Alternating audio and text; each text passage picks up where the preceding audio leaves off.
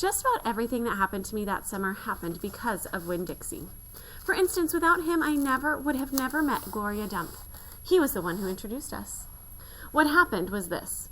I was riding my bike home from Gertrude's Pets, and Winn Dixie was running along beside me. We went past Dunlap and Stevie Dewberry's house, and when Dunlap and Stevie saw me, they got on their bikes and started following me. They wouldn't ride with me. They just rode behind me and whispered things that I couldn't hear. Neither one of them had any hair on his head, because their mama shaved their heads every week during the summer because of the one time Dunlap got fleas in his hair from their cat, Sadie. And now they looked like the two identical bald-headed babies, even though they weren't twins. Dunlap was 10 years old like me, and Stevie was 9 and tall for his age. "I can hear you," I hollered back at them. "I hear what you're saying," but I couldn't. Winn Dixie started to race way ahead of me. "You better watch out," Dunlap hollered. "That dog is headed right for the witch's house." "Winn Dixie," I called, but he kept on going faster and hopped a gate and went into the most overgrown jungle of a yard that I had ever seen. "You better go get your dog out of there," Dunlap said. "The witch will eat that dog," Stevie said. "Shut up," I told them. I got off my bike and went up to the gate and hollered, "Winn Dixie, you better come on out of there." But he didn't. "She's probably eating him right now," Stevie said. He and Dunlap are standing behind me. "She eats dogs all the time." "Get lost, you bald-headed babies," I said. "Hey," said Dunlap, "that ain't a very nice way for a preacher's daughter to talk." He and Stevie backed up a little. I stood there and thought for a minute. I finally decided that I was more afraid of losing Winn Dixie than I was of having to deal with a dog-eating witch, so I went through the gate and into the yard. "That witch is going to eat the dog for dinner and you for dessert," Stevie said. "We'll tell the preacher what happened to you," Dunlap shouted after me. By then I was deep in the jungle. There was every kind of thing growing everywhere. There were flowers and vegetables and trees and vines. "Winn Dixie," I said. "Hee," I heard. "This dog sure likes to eat."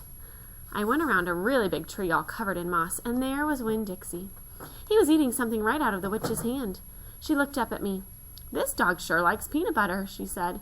"You can always trust a dog that likes peanut butter." She was old with crinkly brown skin. She had on a big floppy hat with flowers all over it, and she didn't have any teeth. But she didn't look like a witch. She looked nice, and Winn Dixie liked her, I could tell. "I'm sorry he got in your garden," I said. "You ain't got to be sorry," she said. "I enjoy a little company." "My name's Opal," I told her. "My name's Gloria Dump," she said. "Ain't that a terrible last name, Dump?" "My last name is Baloney," I said. "Sometimes the kids at school back home in Watley called me lunch meat." "Ha!" Gloria Dump laughed. "What about this dog? What you call him?" "Winn Dixie," I said. Winn Dixie thumped his tail on the ground. He tried smiling, but it was hard with his mouth all full of peanut butter. "Winn Dixie," Gloria Dump said. "You mean like the grocery store?" "Yes, ma'am," I said. "Woo-wee," she said. "That takes the strange name prize, don't it?" "Yes, ma'am," I said. "I was just fixin' to make myself a peanut butter sandwich," she said. "You want one too?" "All right," I said. "Yes, please." "Go on and sit down," she said, pointing at a lawn chair with the back all busted out of it. "But sit down careful." I sat down careful, and Gloria Dump made me a peanut butter sandwich on white bread. Then she made one for herself and put her false teeth in to eat it. When she was done, she said to me, "You know, my eyes ain't too good at all. I can't see nothing but the general shape of things, so I got to rely on my heart. Why don't you go on and tell me everything about yourself so as I can see you with my heart?" And because Winn Dixie was looking up at her like she was the best thing he had ever seen, and because the peanut butter sandwich had been so good, and because I had been waiting for a long time to tell some person everything about me, I did.